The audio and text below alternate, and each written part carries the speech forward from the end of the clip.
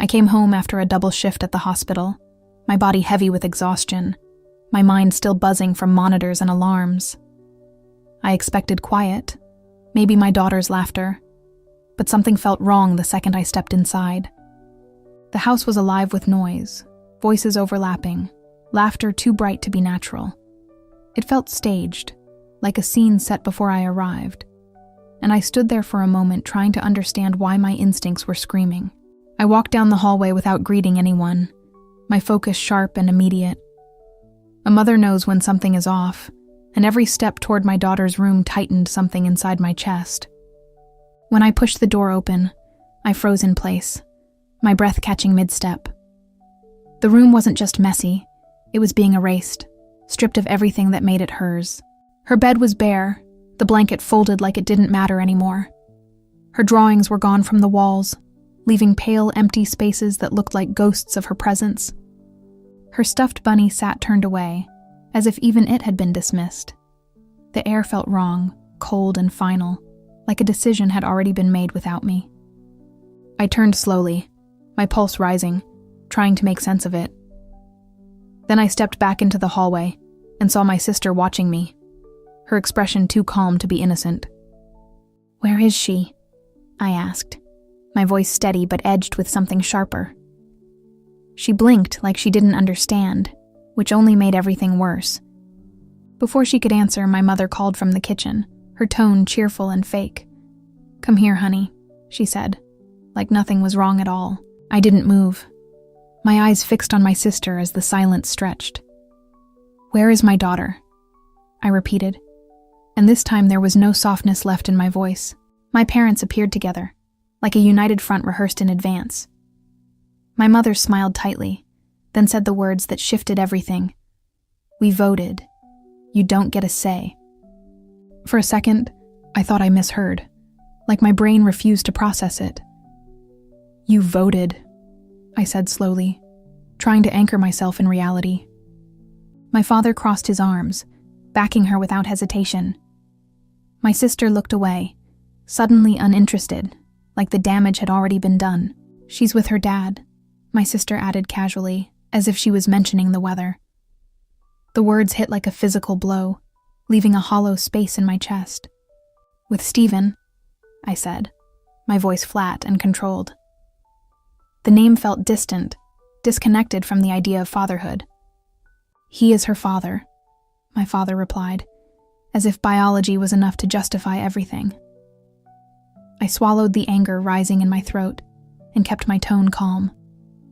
"I'm her mother," I said quietly, and that was the only truth that mattered. But they acted like it was irrelevant, like I was just another vote that didn't count. My sister gestured toward the room behind me, her tone practical and cold. "We need the space," she said, like my child was an inconvenience. That was when something inside me shifted, not loud or explosive, but clear and solid. I realized this wasn't a misunderstanding. It was a decision they believed they had the right to make. I walked away without raising my voice, because anger would only give them something to fight against. Instead, I chose control, something they had never expected from me. In the bathroom, I stared at my reflection, trying to steady myself. My hands pressed against the sink, grounding me as I forced my breathing to slow. When I stepped back into the hallway, I wasn't the same person who had walked in. I looked at them, calm and unshaken, and said, "I want you out of my house within 30 days. The silence that followed was heavy and stunned, like the air had been knocked out of them. My mother blinked, my father frowned, and my sister's confidence cracked instantly. They started arguing, raising their voices, trying to pull me back into the role I had always played. But I didn't respond, because this time, I wasn't negotiating. I grabbed the folder from my room, the one with every document they had convinced me to sign. The one that proved this house was mine, no matter what they believed. Then I walked out without another word, leaving them behind in their confusion. My hands shook as I reached my car, but my decision didn't. I called Stephen again and again, but he didn't answer. So I drove, because sitting still would have meant giving fear space to grow. When his mother answered, her voice was cold and final. "She's here," she said, "but you're not getting her back." And then she hung up. I drove faster than I should have, my heart pounding against my ribs. Every second felt like it stretched too long, like time was working against me. When I reached the house, I knocked hard enough to hurt my hand. The door opened slightly, just enough for her to stand there and block my way. "I'm here for my daughter," I said, keeping my voice steady. She studied me, searching for something she could doubt. Inside, I saw my daughter sitting at the table, small and quiet. She looked up at me like she wasn't sure I was real. When I reached her, she didn't run into my arms. She just whispered, "Grandma said you didn't want me," and something inside me broke. "I would never say that," I told her, my voice trembling despite everything. Slowly, she leaned into me, her trust returning piece by fragile piece. Her grandparents watched from a distance, uncertain and quiet. Then they stepped aside, letting us leave without another argument. I took her to a hotel, somewhere neutral and safe. That night, I focused only on her. Not the anger, not the betrayal, just her. The next morning, I called a lawyer and laid everything out. When he confirmed the house was legally mine, something in my chest finally loosened. I started the eviction process immediately, not out of revenge, but out of necessity. Because boundaries only matter when you enforce them. When my parents confronted me at the hospital, their anger was loud and desperate. But I stayed calm, because I wasn't afraid of them anymore.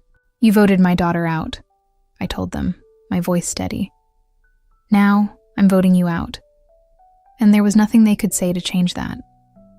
A month later, they were gone, and the house was quiet in a different way. Not empty, but peaceful, like it finally belonged to me.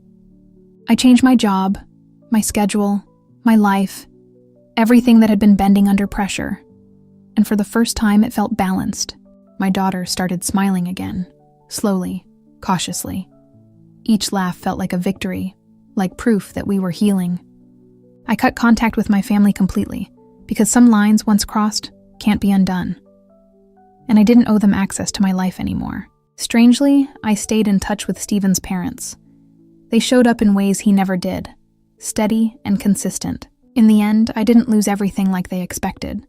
I lost the illusion of family and gained something real instead. Now when I look back, I don't wonder if I went too far. I know I finally went far enough.